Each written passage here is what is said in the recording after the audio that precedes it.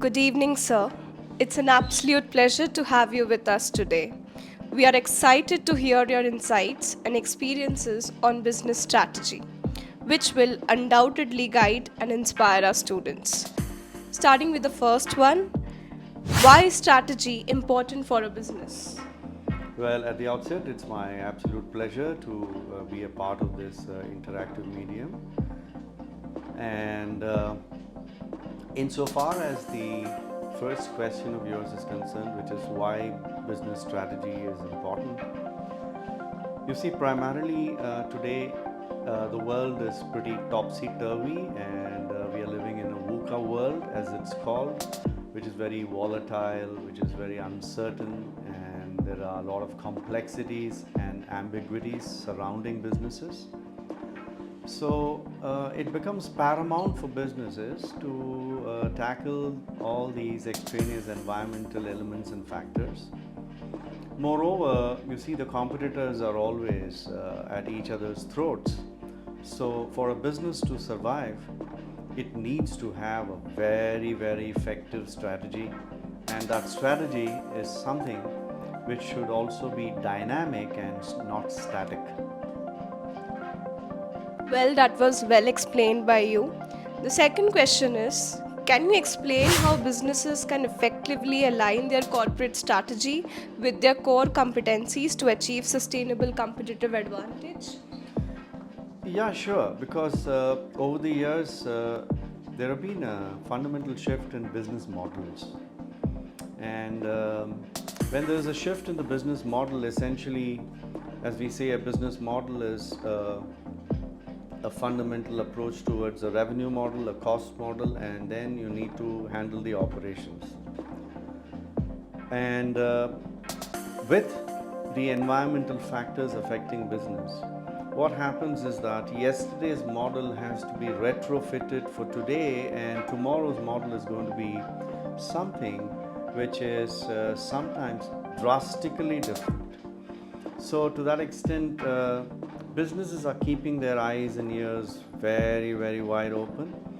And if you take some examples, you see, earlier on, when businesses were, let's say, in the transportation taxi business, when you had a normal taxi that you hailed, and you had to call the taxi and they would come to you.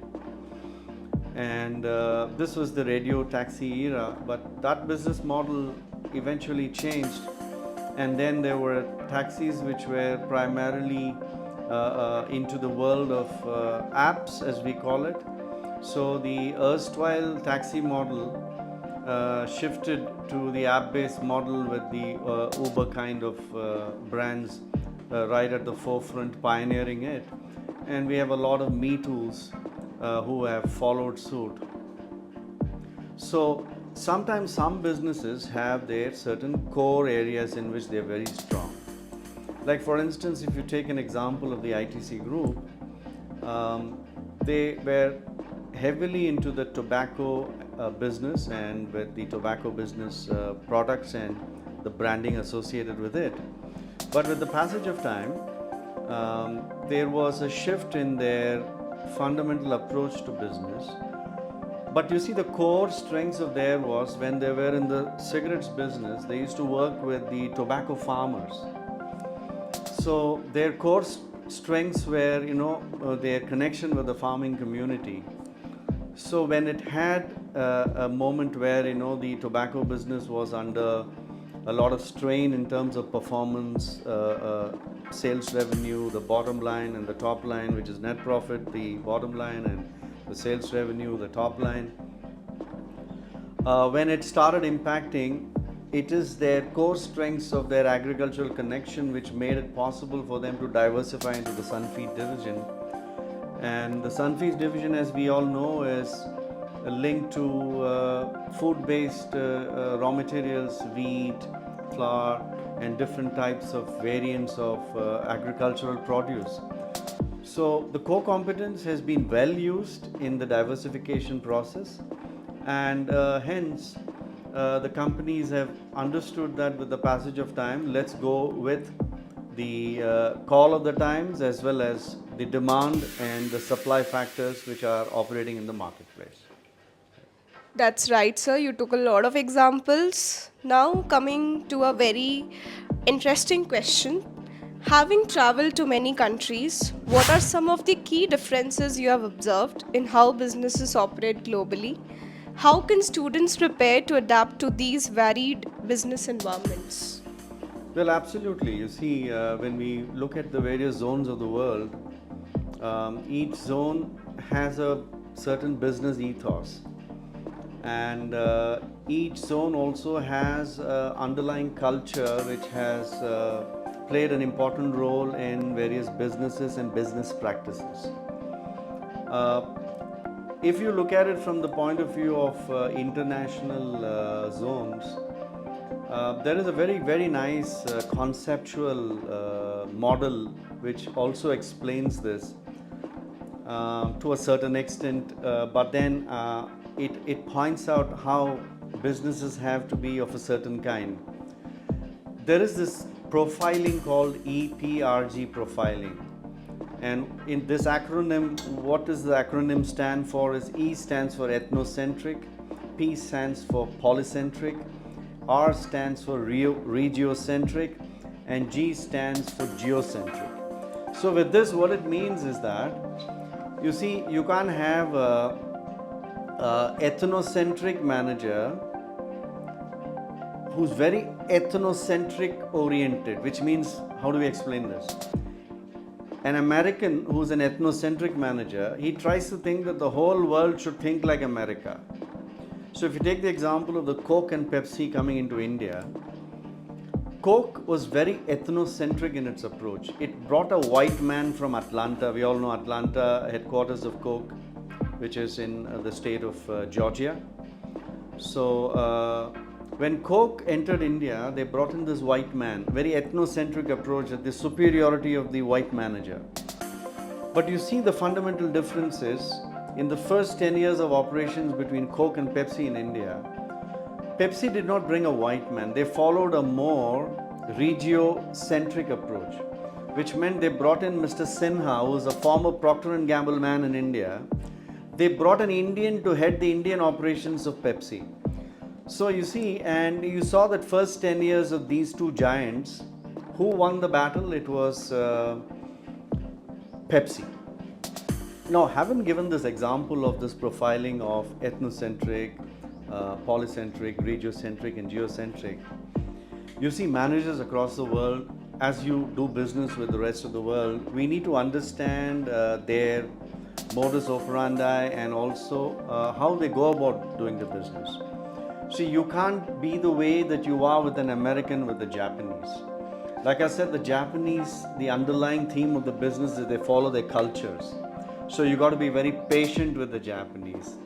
You got to be so patient that whole day you would listen to a meeting and you would have interactions with the Japanese. You wouldn't have a word from them. Only shake of the head, nodding sidewards and upward, downward. But they have taken all the notes. You think that they haven't heard everything. They have heard everything. If you're slightly impatient, like some of the Indian companies have been, the Japanese lose their patience because they stand for patience. On the other hand, if you're doing business with the Americans, they are very outwardly physical people. You got to give them a bear hug. You got to tell them, "How are you this morning, John? You know, it's wonderful here to be doing business with you guys in New York City." Well, this is the way the Americans deal. And you go and do business in Britain, in London, those guys have a peculiar way of relating to people while they are doing business. Sometimes you got to discuss that silly London weather with them. They feel very happy about it. They say, "It's been a beautiful day in London, but we don't know how it's going to be in the evening." So it is a passion for Britishers to discuss London weather. So if you want to do business with them, do make that small talk and make them feel happy and they feel connected with you. You see how various parts of the world. In India, you got to be very respectful of elderly people. You also need to respect the culture surrounding India. So a lot of Indian companies have found that the foreign collaborators, while they have been doing business in the country, Many of them have learned the lesson the wrong way, the bad way, without understanding India. But the ones who are very successful have understood India. One big example is Maruti Suzuki. We have taken this example in numerous sessions where you see Osamu Suzuki, the emeritus chairman of Suzuki Corporation. You know, they are the market leaders in the Indian automobile industry. How they have adapted to the Indian culture so well that they are a wholly owned subsidiary of Suzuki. They can call Suzuki Limited, Suzuki India Limited. But Osamu Suzuki says never remove that prefix Maruti, because in that Indian culture there is Maruti, where we give a lot of importance to Maruti. So he says, no, I am going to be still Maruti Suzuki. They continue to be Grand Vitara from Maruti Suzuki. You see how you can succeed if you understand the various cultures of the world, which is very important. And anthropology plays a very important role here. Study of human beings, how human beings respond to each other, which is a very important element of strategy and management. So this is how we feel that successful companies have successfully understood various international environments, cultures, and that's the reason why they have been successful. That's indeed true. Can you share examples of companies that have effectively adapted their strategies in response to industry disruptions? Well, you see, like we said, disruption has become a part of the current environment. And sometime back, people have been talking about change as the only constant. But then it is only paying lip service to it. Most people just use it as, okay, get ready for change. How many of them actually have transformed their businesses with changes? Okay, now here definitely part of the changes is, again, we have to refer to the highly volatile situation around the business world.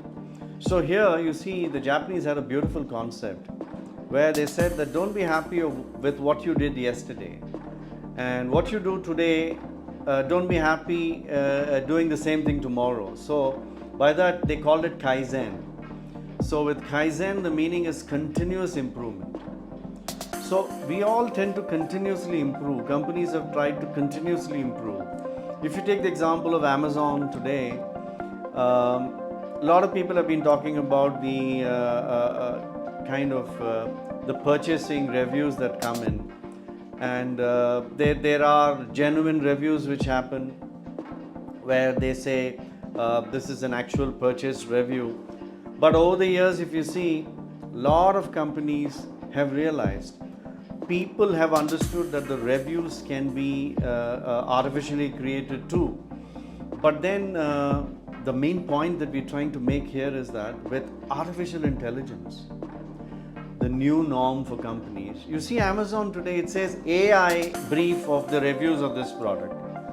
And they say about 40 consumers, what the reviews they gave, we put it in a very brief. So they put it in 5-6 points. Now what they are doing is they're getting ready for the future. Right across in consumer service, customer service, the preparedness, you see bots are involved, and there are consumer responses where the AI is what is responding to you eventually, and the first set of important routine activities in terms of consumer feedback and so on.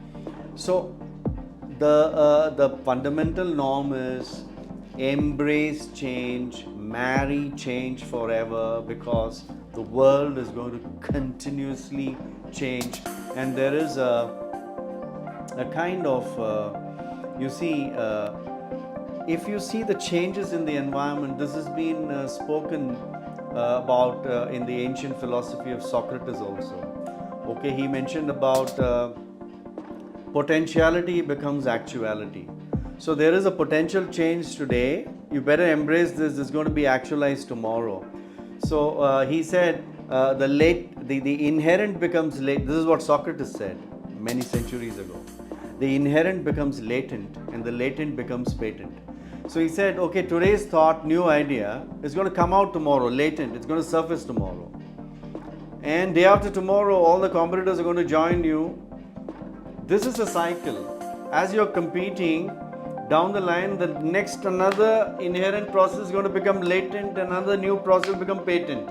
This cycle is going to continue, like again the sloka of Bhagavad Gita, Dehino asmin yata dehe kaumaram yauvanam jara yata dehantara praptihi dhiras tatra na huyati. It spoke about the product life cycle, introduction, growth, maturity, decline, death. And if you're going to be forever assuming this company is going to be right on top of the business, well, Nokia died on the way, trying to survive, very difficult. BlackBerry said we are on top of our game. No, surviving, very difficult. Apple is on top of their game because every other time they are saying inherent, new idea will become latent, we will patent it, and they're fighting a war. This is how it's going to be the world syndrome and business syndrome. Yeah. So the last question for you is, what advice would you give to students aspiring to become business strategists, especially in a rapidly changing global landscape? Okay.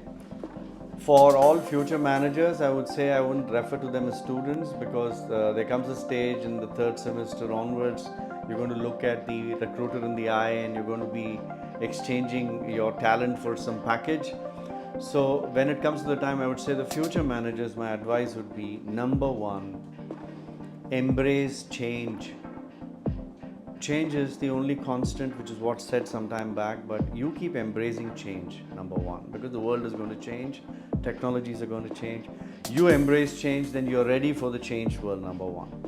Number two, don't be static. You've done an MBA, well, that's fine with you. You specialized in marketing, that's fine with you, but keep value addition all the time happening in your career.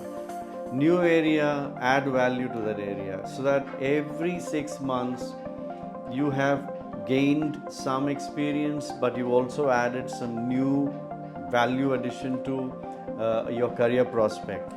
So, which could involve new courses, MDPs, FDPs, wherever it's possible.